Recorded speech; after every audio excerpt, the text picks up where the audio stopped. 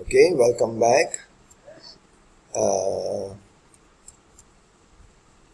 Right, let's continue with the current ratio. Yeah, so here current ratio is 1.09. It means that the current assets of the company in 2018 is 1.09 times the current liabilities in 2018. Yeah, that is what it means. Yeah, is 1.09. So this ratio is in multiple form. Yeah, so the current ratio or the current asset as a multiple of current liability. Yeah, so that is the measure of current ratio. Now the second ratio is called quick ratio. It measures quick assets as a multiple of current liabilities. Yeah, it reflects the amount of quick assets to cover $1 of current liabilities. Now, so the formula here is quick assets divided by current liability. So the denominator is the same. Yeah, here the denominator, the number at the bottom. Yeah, the divided number, the number that you use to divide. Yeah, is the current liability. Here as well, current liability. Even the third ratio. Yeah, you divide by the current liabilities. Yeah. So here current liability, the numerator of the ratio, the numerator is quick assets. What do you mean by quick assets? Quick assets are all current assets except inventory. Yeah. Now, why is inventory deducted from quick asset? It's not included in the quick assets because inventory is converted slowly, slower to cash compared to other assets. Yeah. For example, cash is already cash. It's in cash terms. Yeah. But receivables, once you collect from your customer, it turns to cash. But inventory, once you sell the inventory, typically it will convert to receivables. Yeah, the customers will buy on credit, and then it becomes receivables. Then once you collect from your customer, then it becomes cash. Yeah, so it goes through a two-stage collection process. Therefore, it is slower in being converted to cash. Therefore, we deduct inventory from from current assets to get the quick assets. Yeah, quick. This is also known as the acid test ratio. Yeah, quick ratio is also known as the acid test ratio. So here we take this value 108 plus 1156 plus 403, and you divide this by 1995. The total current liabilities here.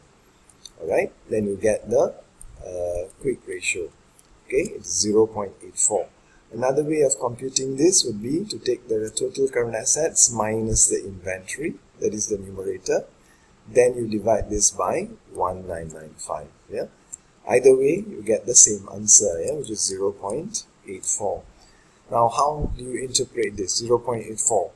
It means that the company's quick asset is 0.84 times the company's current liabilities. Yeah. All right. So you cannot judge the company's position, or the company's whether the company is good or bad, by just looking at one single ratio. Yeah.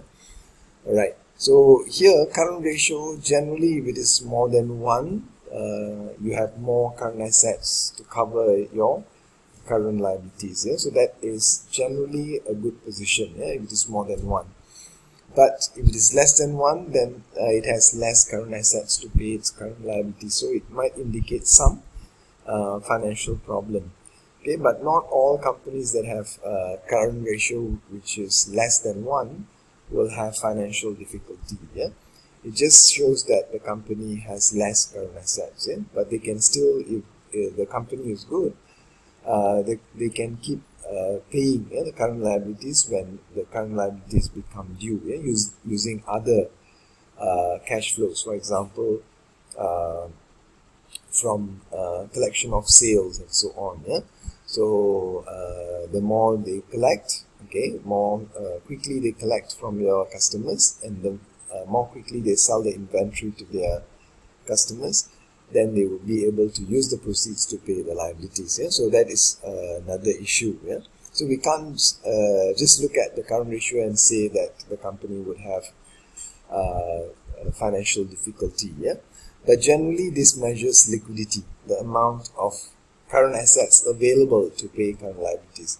So when you have more current assets available, then their liquidity position is better. So when there is a sudden need to pay the current liabilities, the company would be able to make the payment using the current assets. Yeah, so that's the idea behind this liquidity ratio.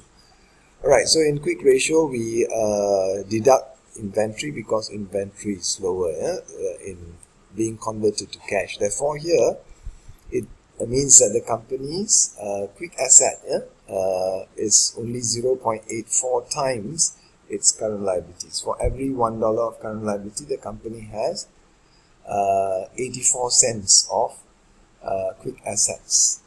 Okay, and this does not necessarily mean bad. So quick ratio, if you want to see whether the liquidity position is better or worse, you will have to compare with the performance or the quick ratio in the year 2017, an earlier year, or you can compare with the quick ratio of a competitor, a keen competitor. Okay, so if the competitor's quick ratio is, let's say, 0.7 and this company has 0.84, then it means that this company has greater liquidity position. That means it has less problems or less likely problems in paying off its current liabilities using its quick assets. Okay, so that's the idea behind this quick ratio. Okay, then we come to the third ratio, which is called cash ratio. Here the denominator is still the same, current liabilities, but the numerator is just cash. So out of the 4 types of current assets, okay, the first one uses all the current assets here. Okay, the second quick ratio uses 3 items, cash, receivables, and other current assets without inventory. But the third one uses only this, cash. So this is a very restrictive measure of liquidity. This is also restrictive, but this is very restrictive because we are only considering cash, and you ignore all the other assets. Here, why you want to use cash? Because cash is the most liquid, because it is already in cash form. You can immediately use this to pay your current liabilities. So here you take cash 108 divided by your total current liabilities 1995. Therefore it works out to be 5.41%. This can be presented in decimal point. It will be 0.0541. But that's a very small number. When the ratio is very small, the convention, when the ratio is less than 0.8, for example, then you can represent this in percentage form, or in proportion. So this one is presented in proportion.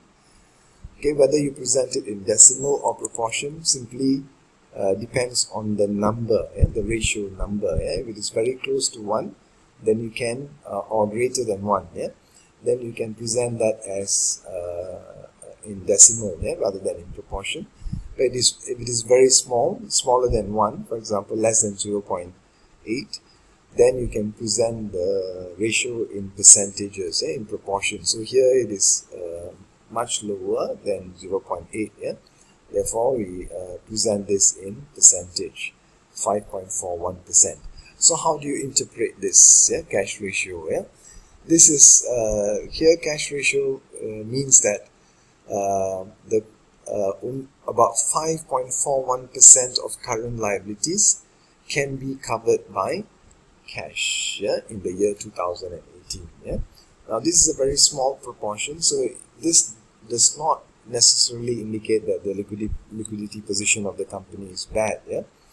It just indicates that cash, okay, if you use very strict measure of liquidity, which is cash, then it can cover only about 5.41%.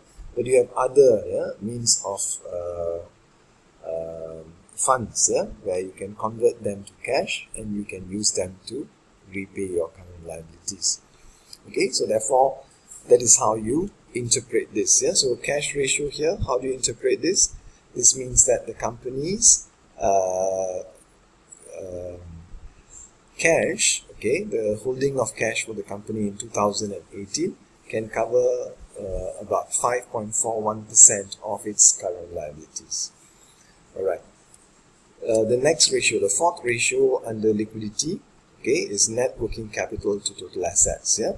Now note this, yeah, net working capital is not, strictly speaking, not an asset. Yeah, it is actually a combination of asset and liability. Yeah, net working capital is current assets minus current liabilities. Yeah, but here we consider this, yeah, like an asset. Okay, so we take